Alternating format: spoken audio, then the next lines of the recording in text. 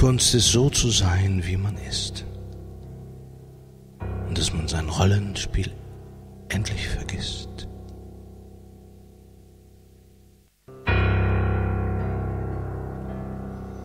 Es lief alles wie geschmiert. Er hat immer funktioniert. Er tat immer, was er sollte. Doch selten, was er wollte.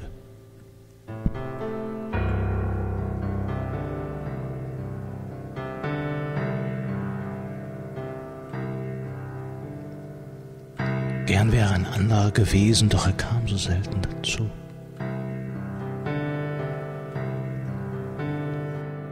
Und eines Tages kriegte er einen Schreck, denn seine Power war weg.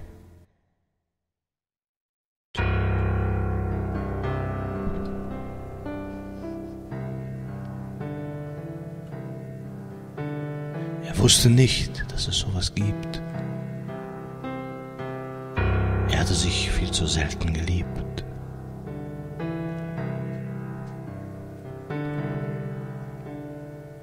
Ganz zäh hing er rum, alles schien ihm öd und leer.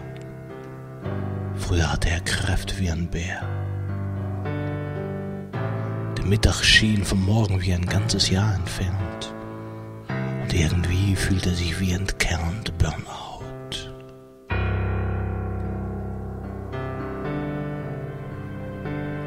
Konnte es kaum fassen, früher immer hoch die Tasten.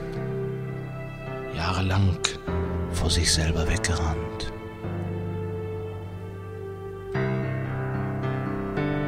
Und nun sitzt er da, völlig ausgebrannt.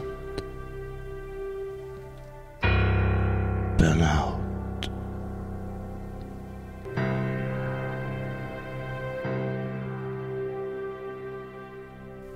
Ganz langsam nahm er wieder am Leben teil. Und was für ihn neu war, er fand dasselbe geil. Er fing endlich an, für sich zu leben. Und eines Tages konnte er auch anderen wieder etwas geben.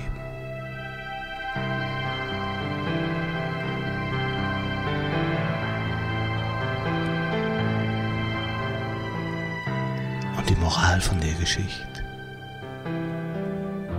Vergiss beim Leben und beim Lieben